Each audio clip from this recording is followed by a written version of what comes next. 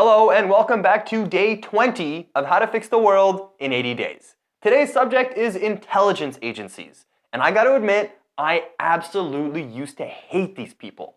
But I have since changed my mind. But even though I will reluctantly admit that we do need these people, I really wish we did it. For a community that is supposed to protect us from the shadows, it's come to light that these organizations have done some pretty shady shit. They've toppled foreign governments, they poison their ex-employees, they party with cocaine, prostitutes, known drug traffickers. These are supposed to be the good guys? If that's the case, it's the classic question of who watches the watchers. What scares me the most about all these lies, secrets, and misinformation is I'm told that it's all for my own good. But you know what makes me feel super unsafe? Not knowing the truth. What's the point of collecting all this information if it doesn't benefit the people who pay for it? Namely, me and you. Ironically, we are now in a time where less people trust intelligence agencies than ever before. The Democrats think the FBI lost in the election, the Republicans think that they're spreading fake news, and my neighbor thinks they're talking to aliens or something.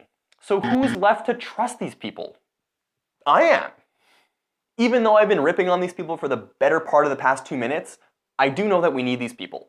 Some people think of government agents and they see like James Bond or Jason Bourne, but the truth is most intelligence agents are just normal people doing abnormal things. They listen to suspicious phone calls, they hack into nuclear centrifuges to stop terrorist attacks, and they swing elections. Because if you thought just the Russians were doing that, you are completely delusional.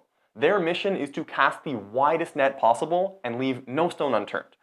They want to collect every piece of information legally, and sometimes illegally, because if they're able to stop just one attack, isn't it all worth it? And that's exactly why I changed my mind about this intelligence agency obsession. Most intelligence agents aren't bad people, and the tools that they use are most effective if the rest of the world doesn't know they even exist. The truth is there are bad people out there, and we need to constantly stay one step ahead of them. If I have to trade some personal freedoms to make that happen, that's a trade I make every single time. But just because I acknowledge that they have the right to exist, that doesn't mean they don't have some serious questions to answer.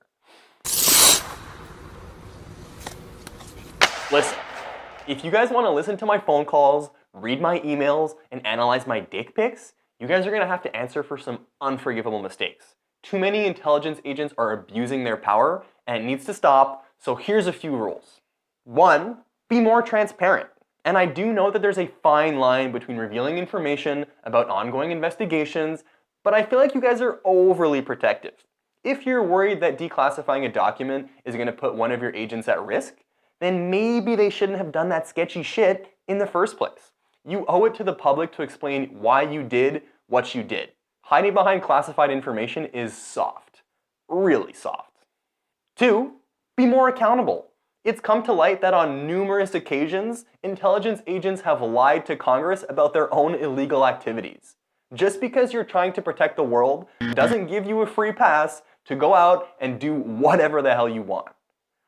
3, play nicely with your friends.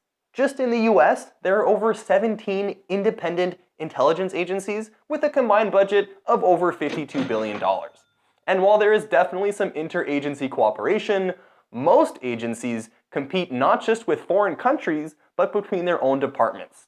If you can't even play nice with the people who are on your own team, how do we expect to get any kind of international cooperation?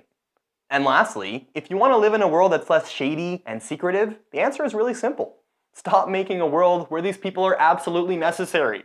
There have always been enough gun runners, criminals, and terrorists to justify their existence. So how about as an international community, we commit to stop being such violent assholes?